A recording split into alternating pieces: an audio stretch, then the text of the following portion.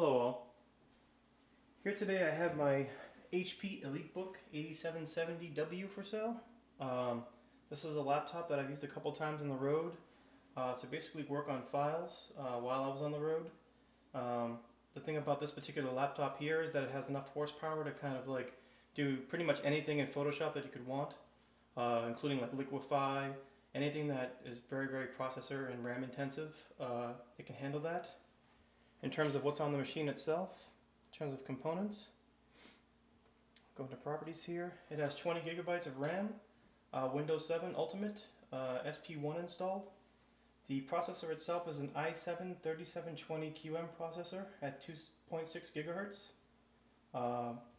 It also has a few different types of drives installed.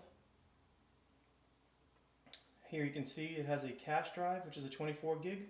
I use this as my cache. It's an mSATA cache, so it's really fast. I use this in Photoshop for basically my cache. I have a storage drive, which is 500 gigs, which is a traditional 7200 RPM drive. And then the operating system and Photoshop and all that jazz is on the C drive, which is 300 gigabyte Samsung SSD. It has a SSD slot here. You can quickly take cards and put them in here if you use like a 5D Mark II or something like that. It doesn't have compact flash built into the laptop, but most cameras these days are using SD anyway, so I'm going to kind of show that here. The one other component of this laptop, and it's kind of a big deal for people that are really serious about color, is that it has a HP Dream Color display, which is an LED RGB screen, and it's actually able to be calibrated just like you would do your desktop at home. So while you're on the road and you want to work on some files, sometimes people are often afraid that the files that they're working on the road aren't going to be true to color, and you post them and then it looks horrible green or a weird tint or something like that. This actually has an X-Rite. It's rebranded. Here you can see it says X-Rite. That's a HP branded, but it's basically an X-Rite i1 system. And we open this up here. All the USB ports are powered.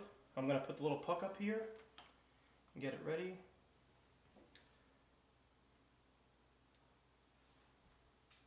So a little error message there saying didn't see it right away.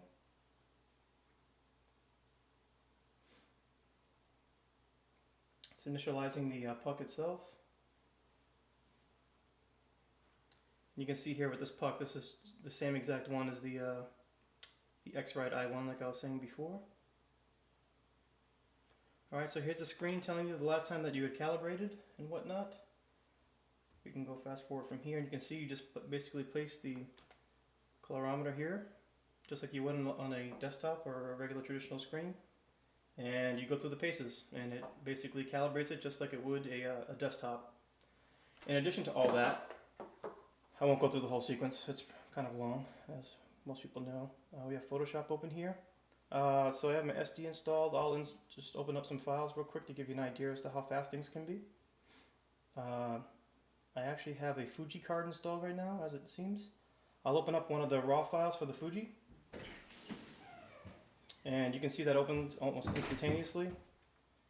And I can just open it here.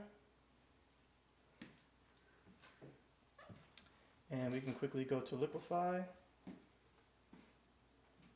And you can see things that would normally be not even doable on a laptop are doable on this particular laptop.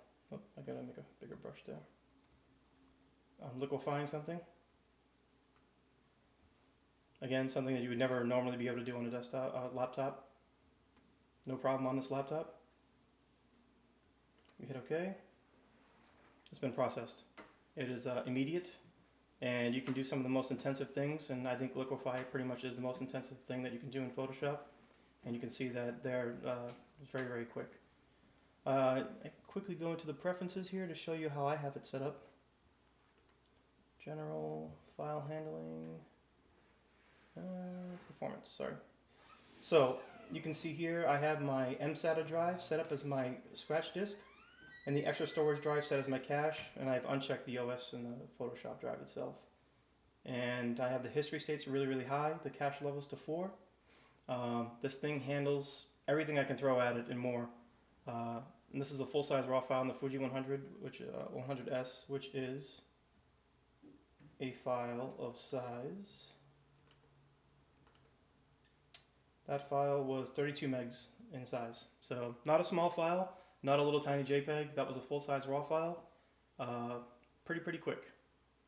The RGB LED screen, having that on the road has been fantastic. It's a large laptop. It is 17 inches, and I'm not going to sit here and tell you that it's a light laptop. It's not a light laptop, but you know that going into this type of laptop.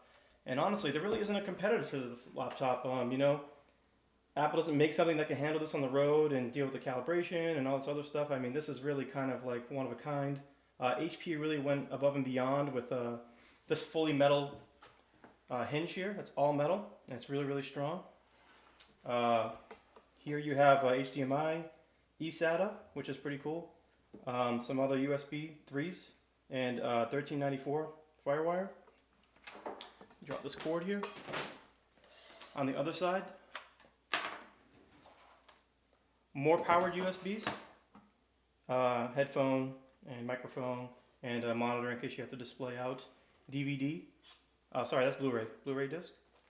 And in the front here was the SSD, the SD card slot. Forgot the name of it. And that's pretty much how the laptop looks like. The keys are backlit so that they stay lit at night. And that's pretty much all there is here. Enjoy.